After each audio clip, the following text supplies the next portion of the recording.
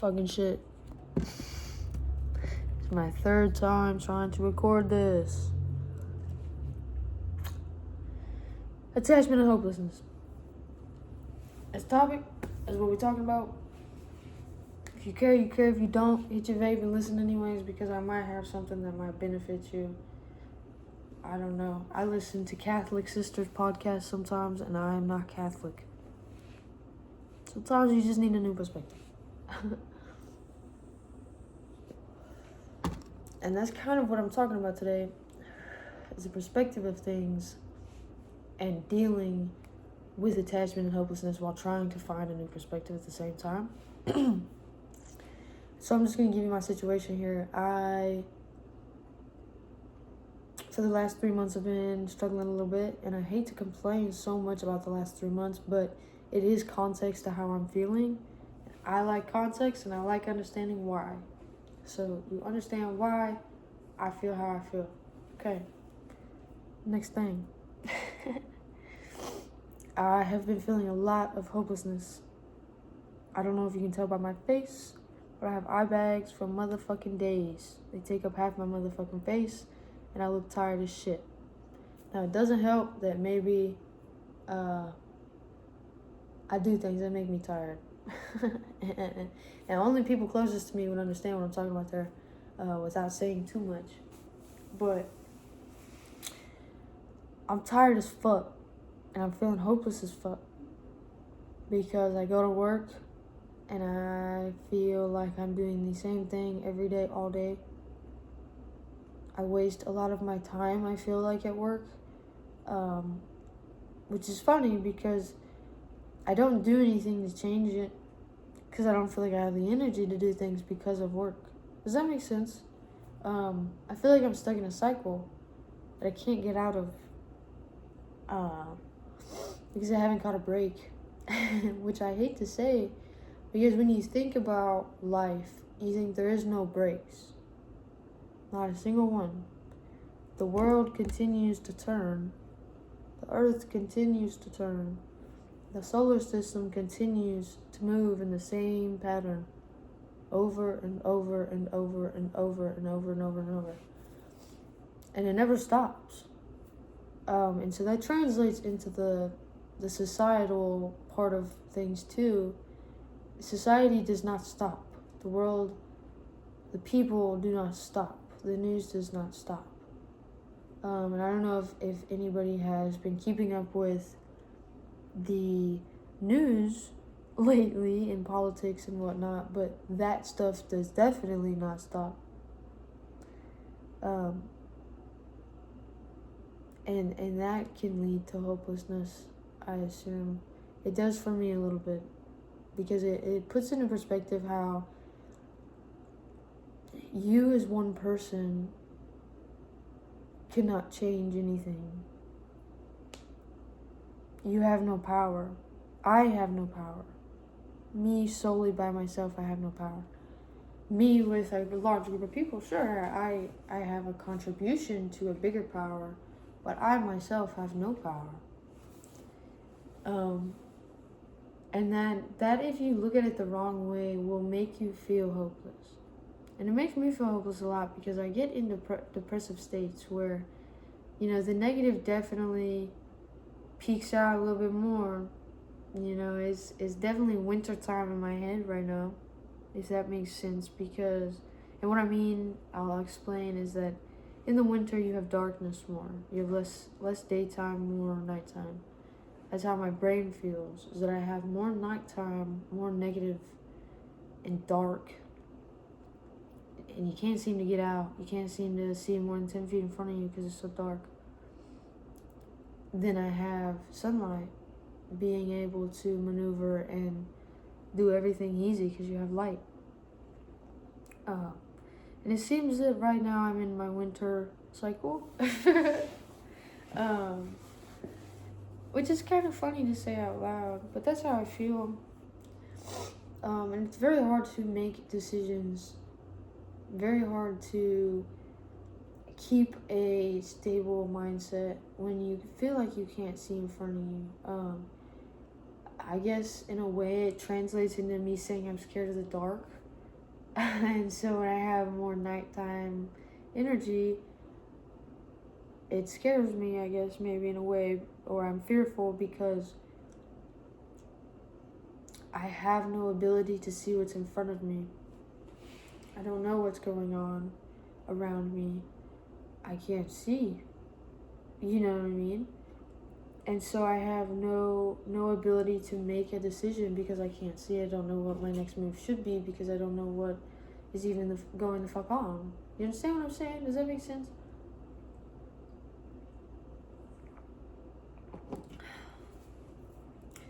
But I'm really trying to maneuver around these obstacles by just fucking keeping going.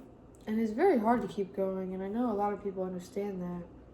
When you feel like you have a 1,000-pound fucking rock on your back, like, I don't know the guy's name, but he was cursed, or whatever you want to say, with an eternal fate of pushing a rock up a hill, or a boulder, or a sphere, whatever. And I know if you know anything about, I believe it's the Greeks, then you would understand what I'm talking about. This is a very common story, but I don't remember his name. He's doomed with having to push this rock up this hill, steep ass hill, for the eternity. That's how this fucking life feels. Is like you're doomed to push it up, and it doesn't ever get easier. You just find ways to cope. And that's, side note, that's why we don't hate on drug addicts, because they may not be good people, and you don't have to excuse that, but you can excuse why that they're doing what they're doing, because people do not chase a high unless they're low. You know, I have an addictive personality, and probably if I didn't have as much of a ego on myself, I would be a drug dealer or a drug addict or whatever. But they do not chase the high because they are already high. You know, why would a $1 million man do coke?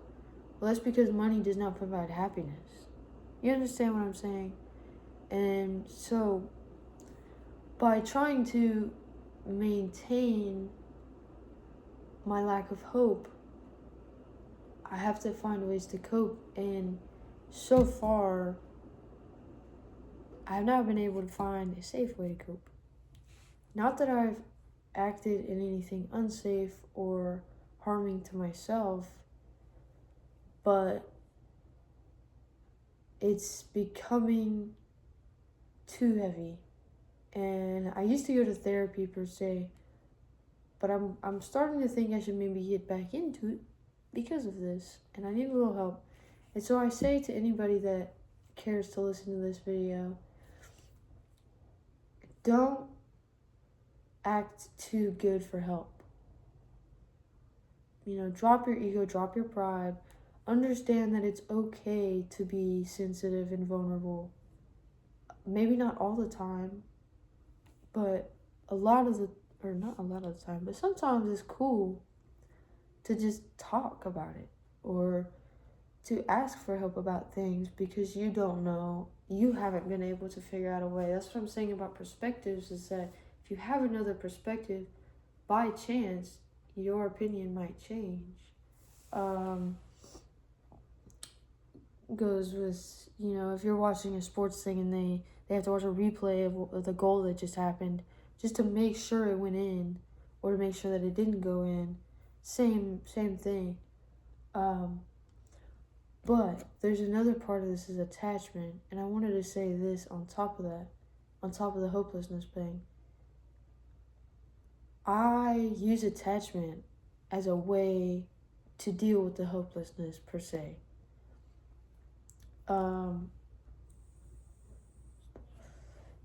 Meaning I will find that one thing, those two things or whatever, to really hold on to and not let go, because they are all I feel that I have in this moment of turmoil.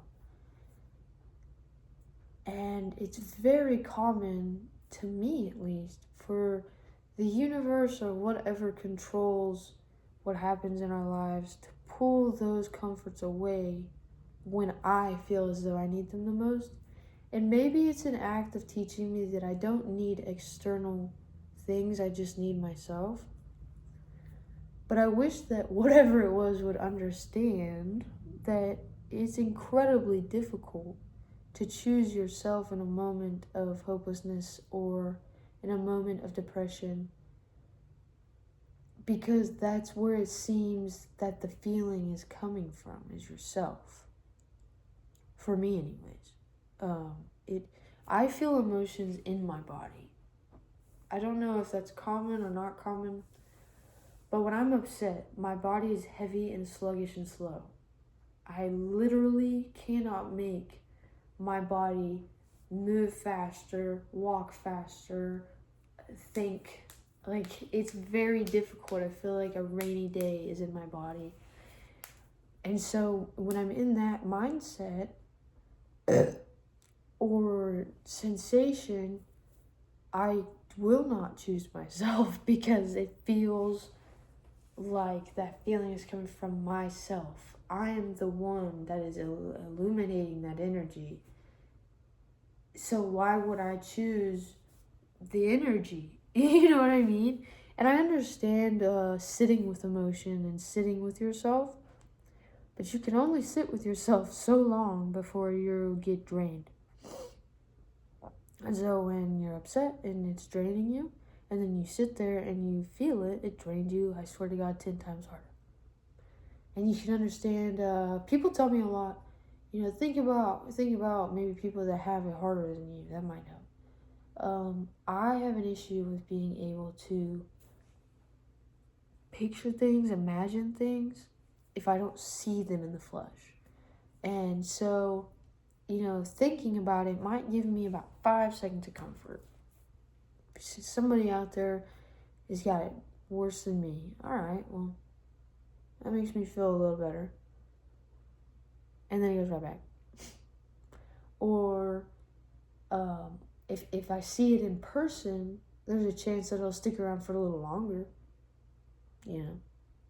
But the feeling will come back of hopelessness.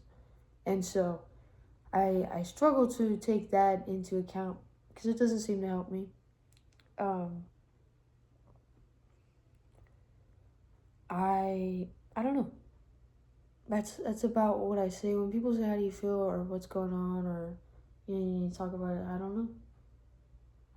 I couldn't tell you.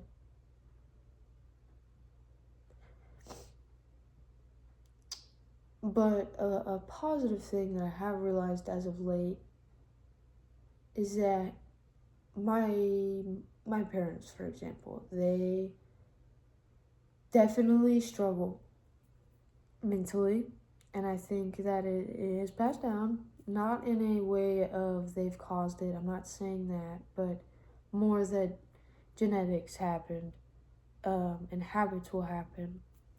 And so when you see that your parents struggle, or that people that are close to you are struggling, it definitely gives you a little bit of strength.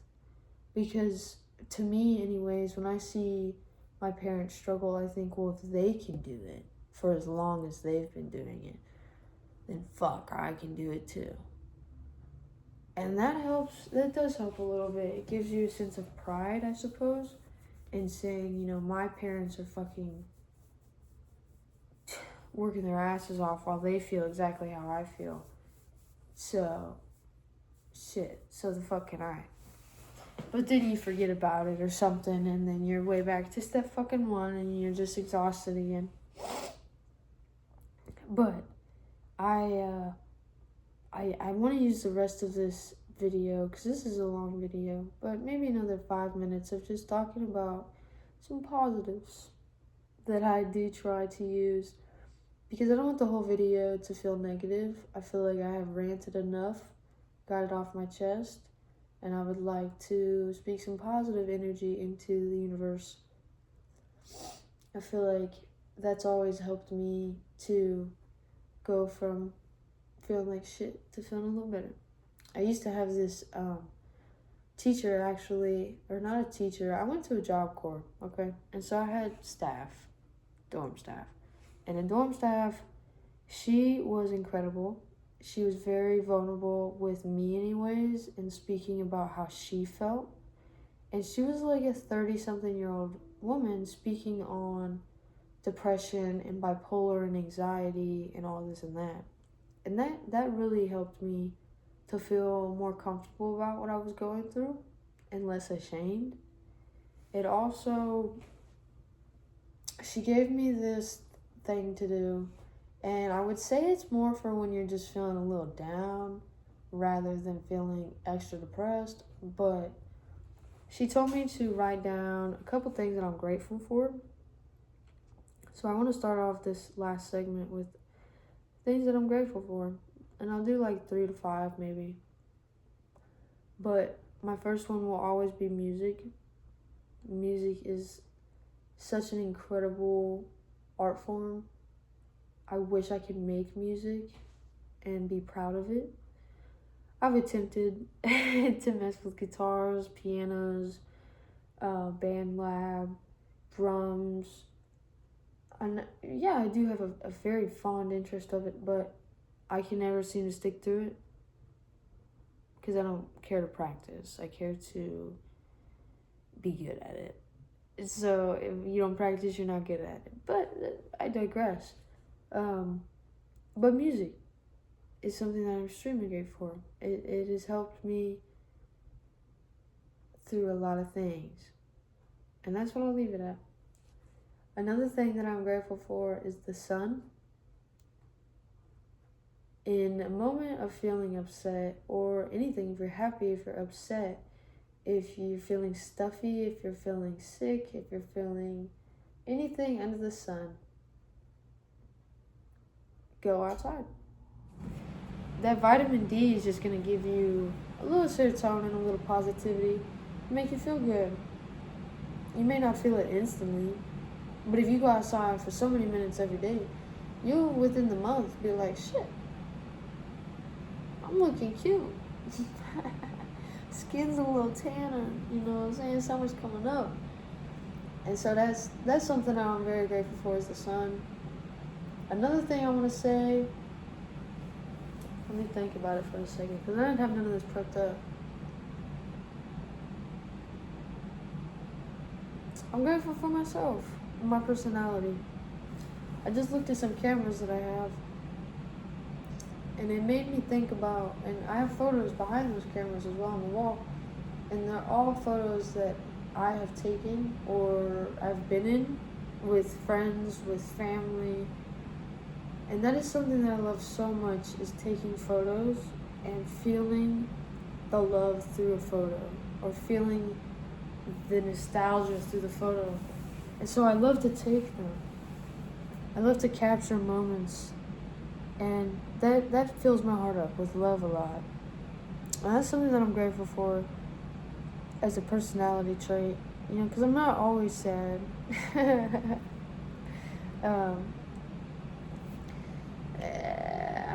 not gonna say anything else I'm grateful for, because I'd have to sit here and think for a minute, and that would take up the 2 more minutes that I'm gonna get on here.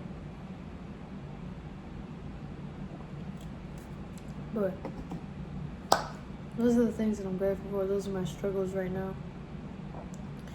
I hope that any of my friends or family that watches these uses them as tools to understand me better rather than to take offense to. And if I say anything that does offend somebody in my family, I hope we could talk about it with my friends. I hope we could talk about it and pursue understanding and connection about the thing. Because I do not try to ever make somebody feel like shit. I used to be like that as a kid. I was a very bad, mean person. And then I realized, actually around coronavirus, when that shit came out, that I was a bad person. And having that ideal, or ideology, or idea, whatever, perspective shift at like 12 really fucks with you. Really makes you a better person. I don't know. But there's my TED Talk. Have a good rest of your day. Thank you for listening.